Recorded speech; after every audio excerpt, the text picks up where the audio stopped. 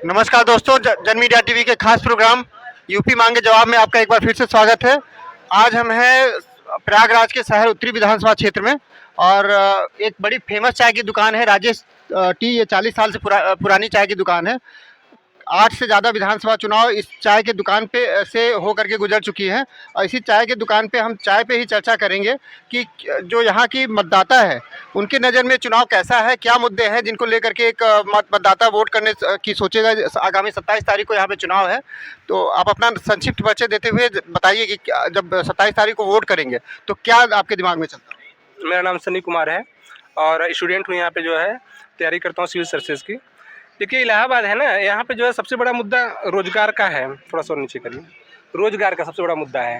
ये देख रहे हैं ना, ये सब रोजगार के लिए ही है यहाँ, और गवर्नमेंट रोजगार के नाम पे फेल हो गई है। फेल है आपके हिसाब से? फेल है, और हमारे साथ नहीं, जितने भी हैं लोग पूछिए ना। और दूसरा मुद्दा से स्वास्थ्य और ये सब महंगाई का लेकर है ही है जो है, लेकिन यहाँ पे सबसे बड़ी जो मुद्दा है वो रोजगार का। और यहाँ पे नहीं, पूरे यूपी में ये मुद्दा बना हुआ है। आप लोग चारों तरफ जाते हैं, देखते ही हैं। तो ये जो है कि इन्हीं सब मुद्दों पर जो है वोटिंग होगी। और जो हिंदू मुसलमान या जात पात सब थोड़ा सा इग्नोर होता है यहाँ पे। जात तो थोड़ा सेकेंडरी हो जाती है, लेकिन अगर मुद्दे यही सब हैं। तो मतलब अगर बात करें तो पॉजिटिव क्या था, निगेटिव तो आपने बताया कि रोजगार पे फेल है। क्या सरकार को कुछ पॉजिटिव चीज़ें पे भी आप देखते हैं? देखिए पॉजिटिव तो कुछ चीज़ें तो रही हैं, लेकिन जितना जो अपेक्षा किया गया, जितना बहुमत दिया गया, उस हिसाब से बिल्कुल पॉजिटिव नहीं रहा। उस हिसाब से तो बिल्कुल पॉजिटिव नहीं रहा। और कुछ चीज़ें तो रही हैं, जैसे इंफ्रास्ट्रक्चर को लेकर, जैसे सड़कें वगैरह जो है ठीक ठाक किए, वो नहीं दिक्कत है। बशर्ते जिस हिसाब से जनादेश उन्हें मिला, उस हिसाब से उन्होंने जनता के विश्वास को मतलब पूरी तरह से तोड़ दिया। किससे है अपेक्षा? अपेक्षा तो यहाँ पे अब दो ही पार्टियाँ जो है कि चुनाव लड़ रही हैं ठीक ठाक जो है। तो दोनों को देख नहीं, देख तो दोनों हो चुके हैं, लेकिन इस बार इनको जैसे होता है, जिस पार्टी को आप जितना जनादेश मिलता है, ये दिखाता है कि उस पार्टी के प्रति लोगों का विश्वास उतना होता है।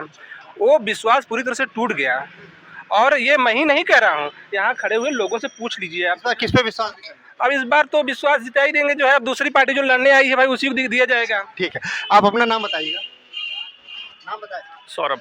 सौरभ जी, क्या मुद्दे ये रोजगार की, देखिए यूथ हैं, तैयारी कर रहे हैं, इनके लिए रोजगार सबसे इम्पोर्टेंट होता है। आपके लिए? इलाहाबाद में रहने वाले जितने भी लोग हैं, सबके लिए रोजगार, शिक्षा और स्वास्थ्य, तीनों चीज़ महत्वपूर्ण है। क्या कैसे देखते हैं सरकार को, और जब चुनाव में वोट करने जाएंगे तो अब क्या दिमाग? देखिए, ये हम लोग अपना जो स्टूडेंट हैं इसके हिसाब से देखें तो ये सरकार पूरी तरह से फेल है। हाँ, रहा इंफ्रास्ट्रक्चर के मामले में, सिर्फ इंफ्रास्ट्रक्चर एक ऐसी चीज़ थी जिसको इन्होंने किया, और सड़कें, खास तौर से सड़कें, बाकी सारी चीज़ों में ये सरकार पूरी तरह से फेल है। सरकार कानून व्यवस्था को बड़ा मुद्दा मानती है। कानून व्यवस्था को आप देखते कैसे हैं? आप बताइए। आप बताइए ना, मुद्दा रख रहे हैं आप भी तो कुछ बताएंगे। कानून व्यवस्था कैसे है, दिखाते हैं। ठीक है भाई, आप एक चीज बताइए। एक तरफ तो ये कहते हैं कि हम इनको अंदर कर दिए हैं, दूसरे ऐसे लोग जो 25,000 के इनामी हैं और खुलेआम चुनाव का प्रचार कर रहे हैं, और इस सरकार के ही इनामी हैं, पिछली सरकार के नहीं, इस सरकार की इनामी है, जो क्रिकेट खेल रहे हैं, चुनाव प्रचार कर रहे हैं, जबकि उनको कस्टडी में होना चाहिए। तो फिर हम कैसे मान लें कि सारे गुंडा जो और बवाली जो है वो जेल में है? तो आपके हिसाब से एक इंफ्रास्ट्रक्चर है जहाँ पे उनको प्लस दिया जा सकता है, बाकी इंफ्रास्ट्रक्चर नहीं, सिर्फ सड़कें, सिर्फ सड़कें, सड़कों पे पॉजिटिव सड़कें जो हैं, और सड़कें जो हुई हैं वो सिर्फ हाईवे बनी है, बाकी गली मोहल्ले की सड़कें हमें नहीं लग रहा है कि कहीं कोई दुरुस्त हुई है। आप कैसे देखेंगे 27 तारीख को जब वोट करने जाएंगे तो? भाई, हम तो स्टूडेंट हैं, हमें रोजगार चाहिए, और हमारे रोजगार से और लोगों का भी पेट भर चलेगा। तो हम तो सीधा सीधा जो रोजगार देगा उसको वोट करेंगे। कौन देगा? जो देगा उसको वोट करेंगे। तो आप तो वोट देने की बारी आ गई, 10 दिन बाद तो आ जाएगा तो उनको वोट दे देंगे, जो जीतेगा वो बताएगा। ठीक है, बस भैया उधर बोलिए। जी, मेरा नाम विशाल है। यहाँ पे मैं भी सिविल सर्विसेज की तैयारी करता हूँ। जैसा कि ये मेरे सीनियर भैया लोगों ने कहा कि यहाँ के विद्यार्थियों का प्रमुख मुद्दा रोजगार का ही है। और रही बात, जब तक सरकार रोजगार नहीं देगी तो कोई भी विद्यार्थी वर्ग तो संतुष्ट नहीं होगा। ये थी एक विद्यार्थी के पॉइंट ऑफ व्यू से। अगर हम एक नागरिक के पॉइंट ऑफ व्यू से देखें तो अगर कानून व्यवस्था को हम देखते हैं तो पिछली सरकार की तुलना में कानून व्यवस्था थोड़ी तो सही रही है, थोड़ी तो सुधरी ही है। अगर हम देखें कि खाली नकारात्मक चीज़ें, तो सकारात्मक चीज़ों का भी उतना ही योगदान होना चाहिए। और जैसा कि भैया ने कहा इंफ्रास्ट्रक्चर, तो वाकई में इंफ्रास्ट्रक्चर में भी कुछ सुधारें हुई हैं, सिर्फ सड़कें ही नहीं है, और भी तमाम चीज़ें हैं। जैसे कि हम देख सकते हैं कि अभी आपका एम्स में जो हुआ, और थोड़ा धार्मिकता चीज़ें इनके में ज़्यादा है इस सरकार में। वो राष्ट्रवाद बोलते हैं। हाँ, राष्ट्रवाद, लेकिन राष्ट्रवाद में सिर्फ एक ही धर्म तो नहीं आते ना, आप सिर्फ हिंदूवादी बन रहे हैं, तो ये तो कहीं ना कहीं गलत है। आप अपना नाम बताएंगे? प्रवेश श्रीवास्तव। कैसे देख रहे हैं चुनाव को और क्या आपको लगता है ये, क्योंकि ये स्टूडेंट्स का एरिया माना जाता है, अल्लाहपुर जो है इलाहाबाद यूनिवर्सिटी के एकदम पास में होता है, तो अगर स्टूडेंट के ये सिर्फ रोजगार एक मुद्दा है और कुछ नहीं।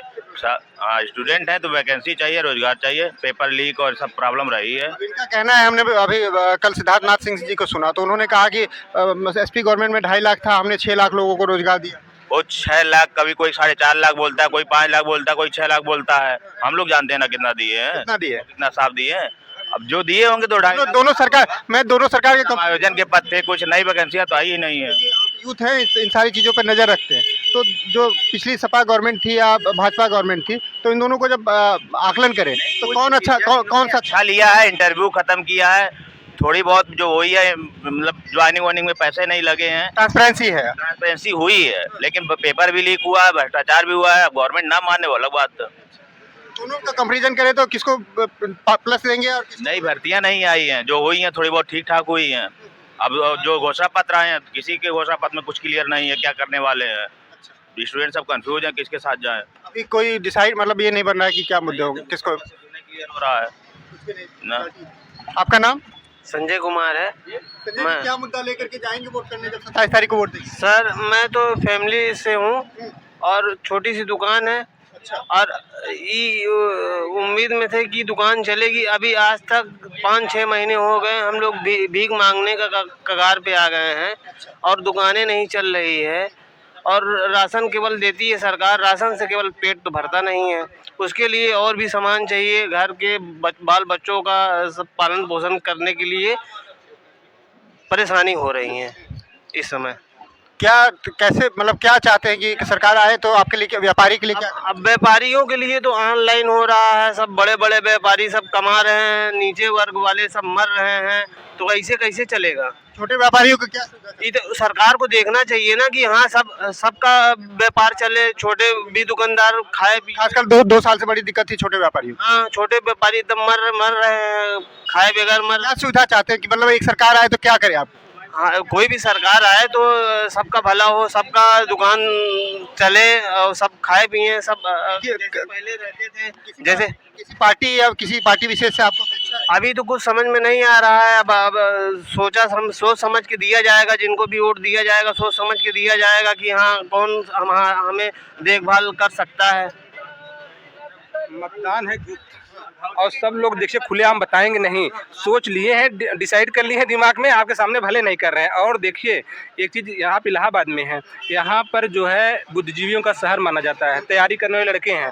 जैसे आप टीवी चैनल पे बैठ के 2-4 लोग जो बैठ के जो लोगों को बगला रहे हैं ना, वो और लोगों को बगला सकते हैं, यहाँ के लोग नहीं बगला सकते। लॉ एंड ऑर्डर का मुद्दा हो या कोई भी मुद्दा आप ले लीजिए ना, आप जब उसका सही विश्लेषण करेंगे तब पता चलेगा कि क्या लॉ एंड ऑर्डर है। जैसे होता क्या है, कोई भी गवर्नमेंट की सबसे अच्छी चीज़ें होती हैं कि पारदर्शिता। लोक सेवा आयोग से लेके केंद्र सरकार तक बैठी हुई है, पारदर्शिता खत्म करती जा रही है हर जगह। जो मतलब पारदर्शी जो होना है, वो पारदर्शिता जब नहीं रहेगी तो हम कैसे समझेंगे कि नहीं हमारे साथ जो है निष्पक्ष पूर्ण व्यवहार हो रहा है। आंसर दे रहे हैं ना, कटाप बताते हैं, 2-2 साल बीत जाता है, कुछ बता नहीं रहे हैं। जब एकदम 2 साल से रिजल्ट्स वगैरह नहीं, रिजल्ट आते हैं, आंसर की नहीं बताते हैं, कटाप नहीं देते हैं, फाइनल रिवाइज आंसर की नहीं देते हैं, तो संशोधन कर लेते हैं, कम नंबर वाले पास हो जाते हैं, ज़्यादा वाले फेल हो जाते हैं, सब कंफ्यूज रहते हैं, हुआ क्या है। जा रही है कौन से क्वेश्चन को आपने बदला, कौन सा नहीं बदला, पता नहीं चलता। और जबकि लोक सेवा आयोग एक संवैधानिक संस्था है, हमारे उत्तर प्रदेश में प्रशासनिक सेवा उससे बड़ा कोई तो संस्था है नहीं ना, वही तो एग्जाम कराता है, एसडीएम बनाता है ना। जब वहाँ ही पारदर्शिता नहीं रह जाएगी तो हम कैसे कहें कि नहीं ईमानदारी, स्वच्छ छवि और जो है ये सब बातें कैसे करेंगे, अच्छा थोड़ी नहीं लगेगा। फिर जो सरकार की रिपोर्ट आती है हम उसके आधार पे आकलन करते हैं ना। एनसीआरबी से लेकर जितनी भी रिपोर्टें आएंगी आप उठा के देखिए, तुलना कराते हैं ना, पिछली सरकार में या इस सरकार में लॉ एंड ऑर्डर बहुत अच्छा है, तो हम ऐसे भी तुलना कर सकते हैं ना। पिछली सरकार में जो एनसीआरबी की रिपोर्ट थी और इस सरकार में जो रिपोर्ट उठा के देख लें, या भारत सरकार से लेकर आज तक जितने भी वैश्विक रिपोर्ट हैं आप उठा के, इससे पहले केंद्र सरकार में भी आप कर सकते हैं, देख लीजिए रिपोर्ट। कहीं भी वैश्विक रिपोर्ट में भारत, हम जो है कि 1-2 रिपोर्ट ऐसे हैं, छोड़ दीजिए बाकी सब चले जाए पीछे। हम लोग मतलब पाकिस्तान से तुलना कर रहे हैं यार। पाकिस्तान हमारी इकोनॉमी के एक स्टेट की इकोनॉमी बराबर नहीं है, पाकिस्तान हमारे यूपी इकोनॉमी बराबर नहीं। आप पाकिस्तान से क्यों तुलना कर रहे हैं बार बार ले जाके? भूखमरी में हम साले उससे पीछे चले गए, कौन से देश का निर्माण कर रहे हैं भाई इससे आप? देखिए हम लोग इसमें थे जो बौद्धिक वर्ग जहाँ से निकलता है, प्रयागराज यूनिवर्सिटी जिसको इलाहाबाद यूनिवर्सिटी कहा जाता है, और इन्होंने कितनी सचेतनता से आपके पास अपने जो विचार रखे हैं। एक स्टूडेंट कैसा सोचता है कि सरकार कैसी होनी चाहिए, कैसा प्रशासन होना चाहिए, इस पे इन्होंने बड़ी स्पष्टता से बात रखी है। उम्मीद करते हैं जब ये नई सरकार आएगी या अभी जो राजनेता चुनाव लड़ रहे हैं, इन मुद्दों को ध्यान रखेंगे और इसी को देखते हुए जनता को अपना समर्थन देंगे। प्रयागराज से जन मीडिया टीवी के लिए प्रकाश मिश्रा, कैमरामैन योगेश शुक्ला के साथ, धन्यवाद।